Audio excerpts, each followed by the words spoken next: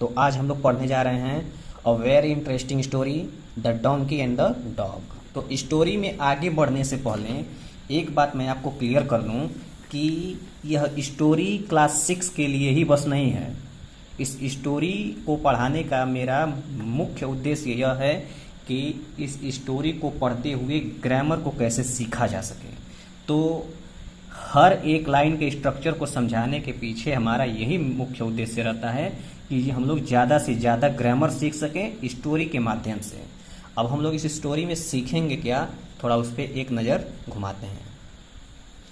तो हम लोग स्ट्रक्चर ऑफ यूज्ड टू पढ़ेंगे कि यूज्ड टू का प्रयोग कैसे किया जाता है। पास्ट इंडेफिनिट टेंस का हम लोग प्रयोग देखेंगे, मॉडल वर्ब का प्रयोग देखेंगे और कंपैरेटिव डिग्री क्या होता है इसको हम लोग देखेंगे। So let's start reading the story. A washerman had a donkey and a dog. चूंकि कहानी पास्ट की है इसलिए देखिए यहाँ पे हैड का प्रयोग हुआ है। हैज, हैव, हैड का मतलब होता है पास रखना। अब हैड मतलब पास था। एक वाशरमैन, एक धोबी के पास एक गधा और एक कुत्ता था। Every morning he used to, हर सुबह वह यूज्ड टू का मतलब होता है पास्ट की कोई हैबिट, कोई काम लगातार करना, जैसे पास्ट में कोई काम करता था।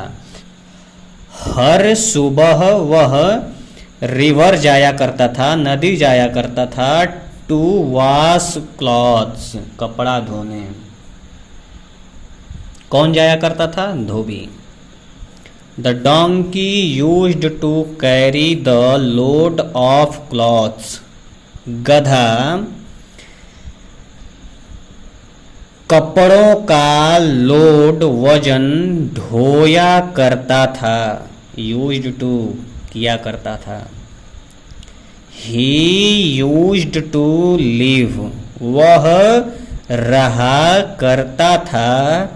इन a shade, in preposition. A shade एक छप्पर में। Outside preposition. The masters house, मालिक के एपस्ट्रॉफी, एपस्ट्रॉफी यस मतलब possessive case of noun. Of masters house, वह मालिक के घर के बाहर जो शेड था उसमें रहा करता था। And the dog used to stay inside the house the whole day long, और कुत्ता रहा करता था, स्टे मतलब ठहरना, रहा करता था। इनसाइड प्रेपोजिशन अंदर। द हाउस घर के अंदर रहा करता था। द होल डे लॉन्ग पूरे दिन, दिन भर वह घर में रहा करता था। इन द इवनिंग शाम के समय।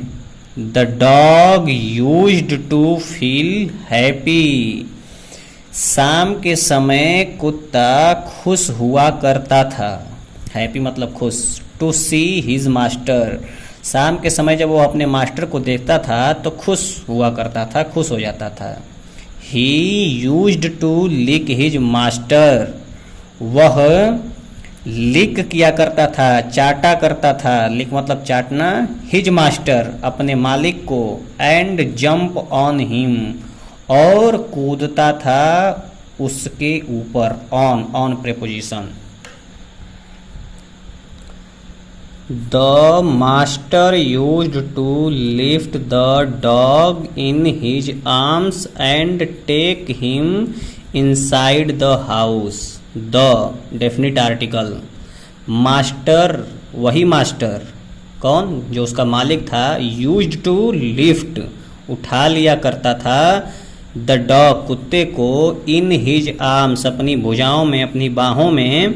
ये हिज पजेसिव केस ऑफ क्या है? प्रोनाउन। ही का हिज पजेसिव केस होता है। एंड टेक हिम, और उसे ले जाता था। टेक यहाँ पे वर्ब है इसलिए हिम ऑब्जेक्ट आया, ही का ऑब्जेक्ट हिम होता है। इनसाइड प्रेपोजिशन द हाउस, घर के अंदर ले जाया करता था।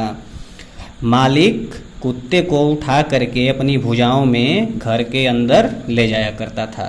सीइंग दिस, यह देखते हुए, the donkey also wanted to live in the house, यह देखते हुए कुत्ता भी चाहता था रहना इन द हाउस, घर में।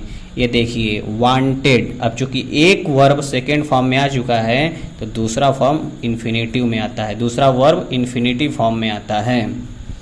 अब ये इन्फिनेटिव क्या होता है हम लोग वर्ब चैप्टर में पढ़ेंगे। मे बी, ये हमने मॉडल वर्ब ऑक्सिलरी वर्ब 24 दिखाया था ना, use of is M R वाले वीडियो में, तो उसमें हम 24 देखे थे ऑक्सिलरी वर्ब होते हैं, उसमें मे को हमने मेंशन किया था। ये देखिए मे का यूज है।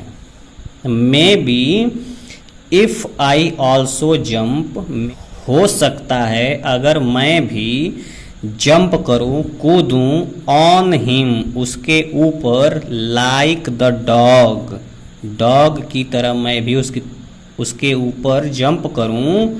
ही will surely lift me too, वह श्योरली पक्का, लिफ्ट मी टू मुझे भी उठाएगा, इन हिज आर्म्स अपनी भुजाओं में, एंड कैरी मी और उठाएगा मुझे, इनसाइड द हाउस, कैरी मी ढो करके ले जाएगा घर के अंदर। द डोंकी थॉट, गधे ने सोचा, थिंक का second form thought. The next evening, अगली शाम को, the donkey went inside, the donkey went, go का सेकेंड फॉर्म वेंट मतलब past indefinite tense, inside the house घर के अंदर। अगली शाम को गधा घर के अंदर गया। ही जंप्ड ऑन हिज मास्टर, वह कूद गया अपने मास्टर के ऊपर, अपने मालिक के ऊपर, and began to lick him, और उसे चाटने लगा। बिगन मतलब कोई काम शुरू करना, बिगिन का सेकेंड फॉर्म बिगन होता है।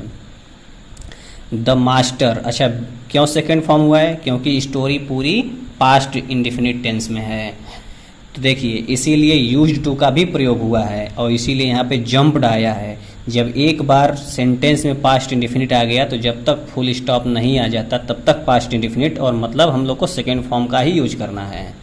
The master did not lift the donkey, the master मालिक ने नहीं उठाया, डिड नॉट मतलब कौन सा tense? Past indefinite tense. Lift the donkey, मालिक ने डोंकी को नहीं उठाया। He took him to the shed, वह उसको छप्पर की तरफ ले गया। ठीक है। पैटिंग द डोंकी, पैटिंग मतलब थपथपाते हुए, डंकी गधे को, the master said to him, मालिक ने कहा उससे। सेड, सेड मतलब past indefinite tense, second form से का। You are not like the dog, तुम नहीं हो, आर नॉट तुम नहीं हो कुत्ते की तरह, तुम उस डॉग की तरह नहीं हो। You are much bigger, bigger adjective, adjective degree of comparison में positive degree, comparative degree, superlative degree होता है। पॉजिटिव डिग्री जिसमें किसी से तुलना नहीं की जाती है, जैसे कि बिग, गुड, टॉल या ब्यूटीफुल हम लोग वैसे बोलेंगे तब। लेकिन दो लोगों के बीच में जब कंपेयर करना होगा तो हम लोग कंपैरेटिव डिग्री का प्रयोग करते हैं। बिगर जैसे वो बोला है ना, much bigger, better, taller, more beautiful, दो लोगों के बीच में तुलना करनी हो।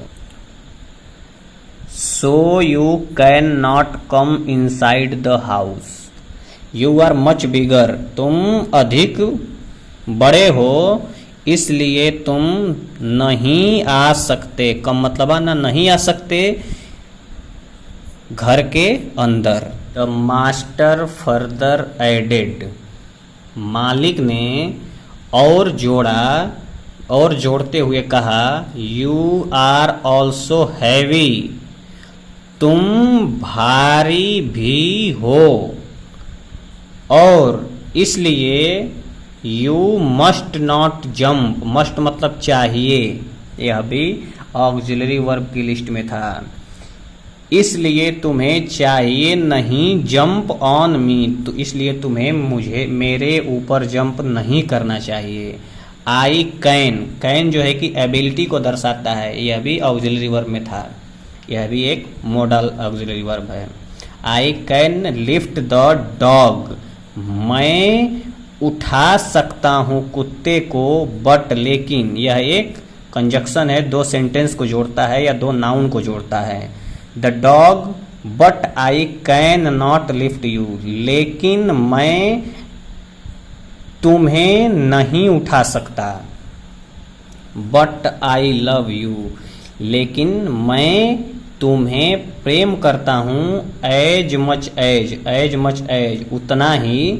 आई लव द डॉग, जितना कि, उतना ही जितना कि। एज मच एज का मतलब उतना ही जितना कि। मैं तुम्हें, लेकिन मैं तुम्हें उतना ही प्रेम करता हूँ जितना डॉग से प्रेम करता हूँ। यू मस्ट अंडरस्टैंड, तुम्हें अवश्य समझना चाहिए कि यू आर डिफरेंट, तुम अलग हो। मस्ट का मतलब होता है चाहिए। फिर है वी शुड नॉट ट्राई, हमें कोशिश नहीं करनी चाहिए। शुड का मतलब चाहिए, हमें नहीं कोशिश करनी चाहिए। टू कॉपी अदर्स, दूसरों की नकल करने की। As each one of us, जैसा कि हम लोगों में से हर कोई यूनिक है, अद्वितीय है। ठीक है, हम लोग को कभी किसी दूसरे की नकल नहीं करनी चाहिए, क्योंकि हम में से हर कोई अद्वितीय है। कहानी कैसी लगी कमेंट बॉक्स में कमेंट करें।